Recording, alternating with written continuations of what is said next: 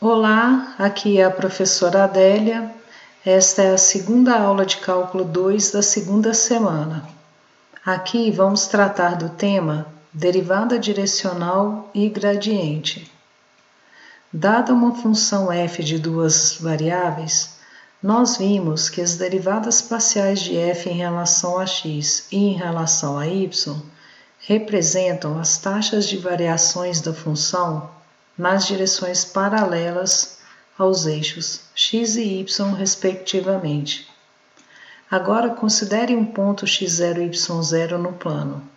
Existem infinitas direções nas quais o ponto pode se mover no plano.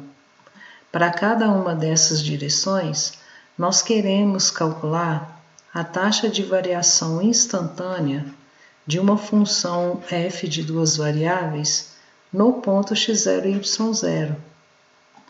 Para isso, considere então um vetor unitário u de coordenadas o1 e o 2, que tenha ponto inicial no x0 e y0 e que aponte na direção e sentido desejados.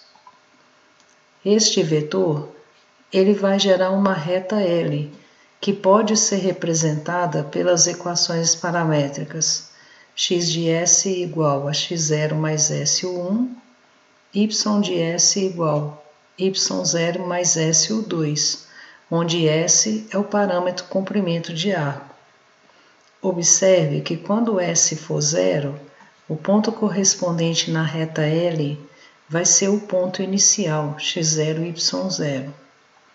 Se fizermos a composta da função f com as equações paramétricas da reta L, nós vamos obter uma função de uma variável s. Então, a derivada em relação a s dessa função de uma variável, quando s for igual a zero, é a taxa de variação instantânea da função f em relação à distância de x0 e y0 na direção e sentido do vetor u. Esta derivada, ela é chamada de derivada direcional de f na direção e sentido de u no ponto x0 e y0 e é denotada por essa expressão. Geometricamente, a derivada direcional de f na direção e sentido de u no ponto x0 e y0, ela pode ser interpretada como a inclinação da superfície z igual a f de xy na direção de u no ponto x0 e y0, f de x0 e y0. Aqui nessa figura nós temos a superfície z igual a f de xy. No plano xy nós temos o ponto x0 e y0 e o vetor unitário u, que vão gerar a reta L. Observe que um ponto qualquer da reta L de coordenadas x e y, ele pode ser obtido como sendo o x0 e y0 mais s vezes o vetor unitário u. Se considerarmos o plano vertical que passa pela reta L, ele vai interceptar a superfície z na curva C. Então, a inclinação da reta tangente à curva C no ponto x0 e y0 é a inclinação da superfície na direção U, que pode também ser vista como a taxa de variação da função z em relação a s. Em geral, o valor da derivada direcional dependerá tanto do ponto quanto da direção e sentido do vetor. Por exemplo, num ponto fixado aqui da superfície, a inclinação dessa superfície ela varia com a direção e o sentido do vetor u. Para cada vetor unitário u que considerarmos aqui no plano xy, com ponto inicial no x0 e y0, para cada um deles, a superfície vai ter uma inclinação. No exemplo 1, nós vamos calcular a derivada direcional dessa função aqui, na direção e sentido deste vetor, no ponto 1, 2. Por definição, a derivada direcional é dada por essa fórmula. Então, aqui o x0 vai ser 1, o y0 vai ser o 2, o 1 aqui vai ser raiz de 3 sobre 2, o 2 vai ser meio. Substituindo, nós vamos calcular o f disso, que é multiplicar as duas coordenadas. Multiplicando, nós vamos obter uma função de grau 2 na variável s. Derivamos em relação a s e fazemos s igual a 0. Vamos obter meio mais raiz de 3, que é aproximadamente 2,23. Isso significa que se percorrermos uma pequena distância a partir do ponto 1, 2, na direção e sentido do vetor unitário u, então esta função ela cresce cerca de 2,23 vezes a distância percorrida. Para a função de 3 variáveis, nós temos uma definição análoga. A derivada direcional da função f na direção e sentido do vetor unitário u no ponto x0, y0, z0 é a derivada em relação a s desta função de uma variável s aqui, que é obtida substituindo as equações paramétricas da reta gerada pelo vetor unitário u na fórmula da função f, e fazendo s igual a 0, desde que esse limite exista. No teorema 1, nós temos fórmulas alternativas para o cálculo de derivadas direcionais. No item A, nós temos: se a função de duas variáveis f for diferenciável neste ponto, e se u for um vetor unitário, então a derivada direcional de f na direção e sentido de u neste ponto pode ser calculada usando essa fórmula. Vai ser a derivada parcial de f em relação a x no ponto vezes o 1 mais derivada de f em relação a y no ponto vezes o 2. Para a função de 3 variáveis, o resultado é análogo. Aqui nós vamos ter as derivadas parciais de f em relação a x, y e z no ponto x0, y0, z0, multiplicando as coordenadas do vetor unitário u, o 1, o 2 e o 3. Nós vamos demonstrar somente o item A, porque o item B é análogo. Para isso, nós vamos fazer a composta da função f com as equações paramétricas da reta gerada pelo vetor unitário u, e aí vamos derivar essa função de uma variável s aqui em relação a s no ponto s igual a 0. Usando a regra da cadeia, a derivada dessa função em relação a s vai ser derivada de f em relação a x, no ponto, vezes derivada de x em relação a s, mais a derivada de f em relação a y, no ponto, vezes a derivada de y em relação a s. Fazendo s igual a 0, nós vamos ter, quando s for 0, o ponto correspondente vai ser x0 e y0. Aqui, a derivada de x em relação a s vai dar o 1, e a derivada de y em relação a s vai dar o 2. Então, nós temos a fórmula correspondente. Por exemplo, vamos obter a derivada direcional desta função no ponto menos 2, 0, na direção e sentido do vetor u igual a meio i mais raiz de 3 sobre 2j. Para isso, nós vamos usar essa fórmula que acabamos de demonstrar.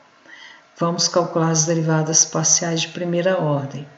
Para derivar em relação a x, só o x que vai variar. Então, vai ser A derivada do expoente aqui em relação a x vai dar y. Então, fica y exponencial de xy.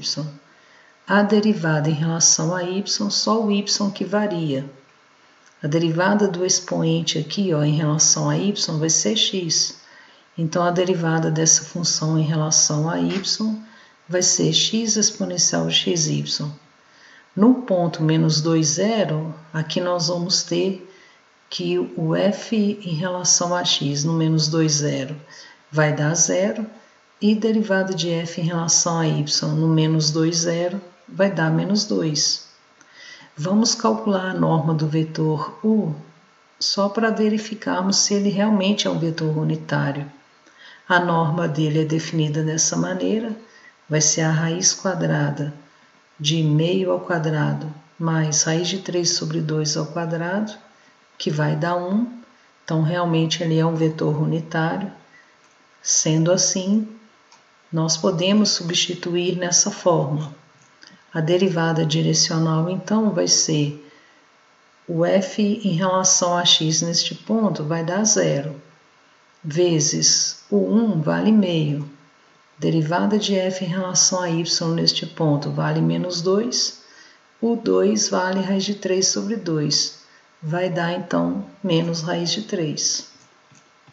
No exemplo 3, vamos calcular a derivada direcional dessa função de 3 variáveis neste ponto, na direção e sentido deste vetor A, que tem coordenadas 2, 1, menos 2. Para isso, nós vamos determinar as derivadas parciais de primeira ordem. Derivada dessa função em relação a x, só o x que varia, vai dar 2xy. Derivada em relação a y, só o y que varia, vai dar x ao quadrado menos z ao cubo. E a derivada em relação a z, só o z que varia, vai dar menos 3yz ao quadrado mais 1. Fazendo o x igual a 1, o y igual a menos 2 e o z igual a 0. Em cada uma dessas fórmulas aqui, nós vamos obter menos 4, 1 e 1. A norma do vetor A vai dar 3, ou seja, ele não é um vetor unitário.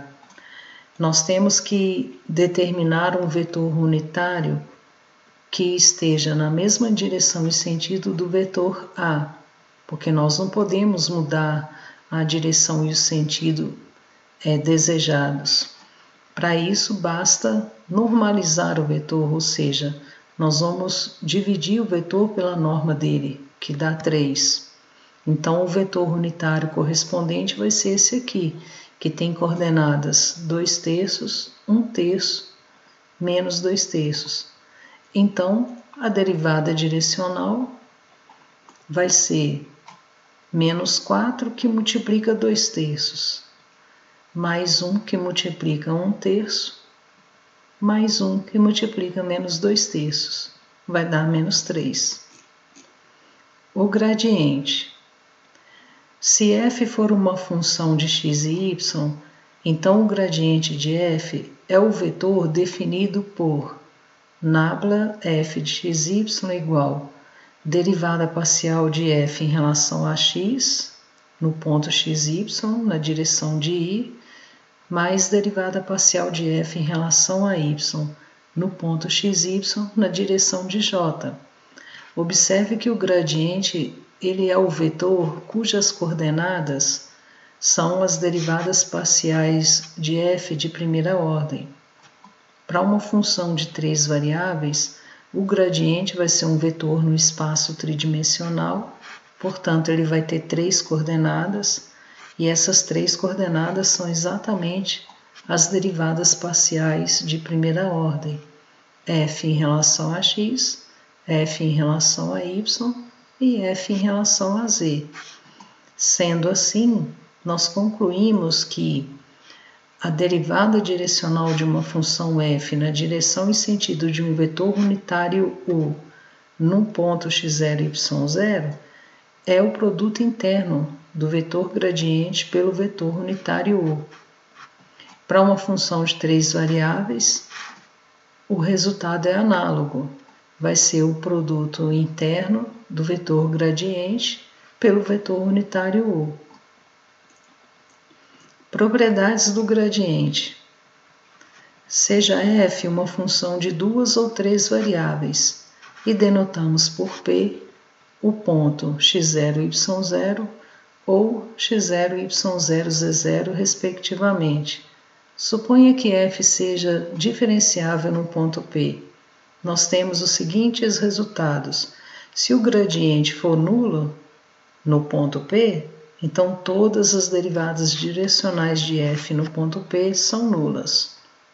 Se o gradiente no ponto P for diferente de zero, então, dentre todas as possíveis derivadas direcionais de f no ponto, a derivada no ponto na direção e sentido do gradiente tem o maior valor.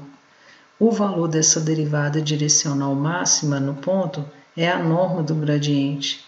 Em outras palavras, o vetor gradiente, ele é o vetor que aponta para a direção e sentido dos quais a função cresce mais rapidamente.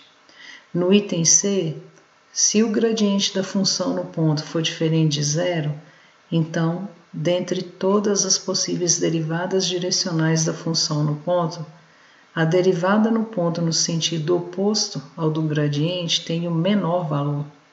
O valor dessa derivada direcional mínima no ponto é menos a norma do gradiente. Em outras palavras, no item C nós temos que a função, o oposto do gradiente da função no ponto, vai ser o vetor que aponta para a direção e sentido dos quais a função decresce mais rapidamente. O menos gradiente aponta para a direção e sentido ao longo dos quais a função tem o valor mínimo, e o menor valor obtido é menos a norma do gradiente da função naquele ponto. No exemplo 4, vamos determinar o valor máximo de uma derivada direcional no ponto -2, 0 e determinar o vetor unitário na direção e sentido do qual o valor máximo ocorre. Para resolver o exemplo 4, basta determinarmos o gradiente dessa função.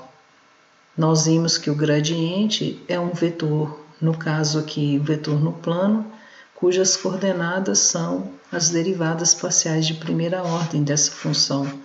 Então, ele vai ter coordenadas 2x exponencial de y na direção de i, x² exponencial de y na direção de j. No ponto -2, 0, o gradiente tem coordenadas -4, 4. A norma do gradiente nesse ponto vai dar 4 raiz de 2, que é o valor máximo que a função assume. Porque nós vimos lá no teorema que o gradiente, ele aponta para a direção e sentido ao longo dos quais a função assume valor máximo. E o valor máximo obtido vai ser exatamente a norma do gradiente da função no ponto. Como nós queremos um vetor unitário na direção e sentido do qual o valor máximo ocorre, basta nós considerarmos o gradiente dividido pela norma dele, ou seja, vamos normalizar o gradiente. E aí nós vamos obter este vetor unitário aqui, de coordenadas -1 sobre raiz de 2, 1 sobre raiz de 2. Uma outra propriedade do gradiente. Gradientes são normais às curvas de nível. No teorema 3 nós vamos ver isso. Suponha que z igual a f de xy tenha derivadas parciais de primeira ordem contínuas num disco aberto centrado no x0 e y0, e suponha também que o gradiente da função neste ponto seja diferente de zero. Então, ele é normal à curva de nível que passa por este ponto. Para demonstrar isso, vamos supor que o ponto pertença à curva de nível k da função. E vamos supor que a curva de nível K ela esteja parametrizada pelo comprimento de arco S e que tenha essas equações paramétricas aqui, x de S e y de S. Como o S ele é o parâmetro comprimento de arco, então o vetor tangente unitário à curva é dado pelas derivadas.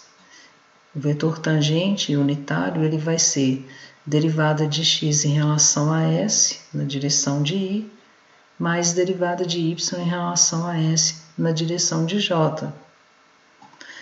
Então, quando nós fazemos a composta da função f com as equações paramétricas da curva de nível K, nós vamos ter essa expressão aqui, que é uma função de uma variável S. Para derivarmos em relação a S, nós vamos usar a regra da cadeia. A derivada disso aqui em relação a S vai ser derivada parcial de f em relação a x, vezes derivada de x em relação a S, mais a derivada parcial de f em relação a y, vezes derivada de y em relação a S, igual a derivada de k em relação a S é zero. Essa expressão pode ser reescrita dessa maneira. O que está escrito aqui é exatamente o produto interno do vetor gradiente pelo vetor tangente unitário à curva de nível K, que está parametrizada, pelo comprimento de arco. Que pode também, alternativamente, podemos escrever essa expressão dessa maneira, produto interno do gradiente pelo vetor tangente unitário. Então, o que nós concluímos aqui? Que o produto interno desses dois vetores é zero. Isso significa que se o gradiente da função no ponto for diferente de zero, então ele vai ser normal, a curva de nível K da função, para qualquer ponto da curva. No exemplo 5, nós temos uma partícula que procura o calor, está localizada no ponto 2,3 de uma placa lisa de metal, cuja temperatura em um ponto XY é dada por essa fórmula. Está pedindo para determinar uma equação para a trajetória da partícula, supondo que ela move continuamente na direção do aumento máximo da temperatura. Vamos supor que a trajetória tem equações paramétricas x igual a x de t, y igual a y de t, e que ela está no ponto 2,3 quando t for zero.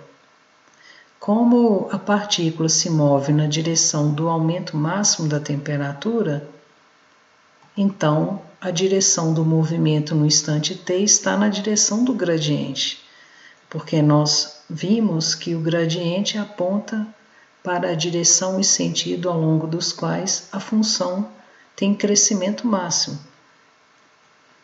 Sendo assim, o vetor velocidade da curva ele vai ser um múltiplo do vetor gradiente da função no ponto. Aí vamos trabalhar com essa equação aqui. O vetor velocidade é dado dessa forma, vai ser derivada de x em relação a t na direção de i, mais derivada de y em relação a t na direção de j, é igual a k, gradiente. Qual que é o gradiente dessa função? As coordenadas dele são as derivadas parciais de primeira ordem da função temperatura. Derivada em relação a x vai ser menos 16x e derivada em relação a y, menos 4y. Aí nós vamos igualar os termos aqui. Derivada de x em relação a t vai ser igual a menos 16kx, derivada de y em relação a t vai ser menos 4ky. Aí nós vamos dividir o dy sobre dx, vai ser igual a menos 4ky sobre menos 16kx, simplifica aqui, vamos obter y sobre 4x. Então, nós concluímos que a trajetória ela é solução desse problema de valor inicial aqui. Isso daqui é uma equação diferencial de primeira ordem separável. Nós vamos separar, deixar a variável y de um lado, variável x do outro. É só fazer isso, ó, dy sobre y vai ser igual a dx sobre 4x. Integrando dos dois lados, nós vamos ter que o ln de y vai ser igual a 1/4 ln de x mais constante. Esse número 1/4 aqui, ele pode subir e virar o expoente do x aqui.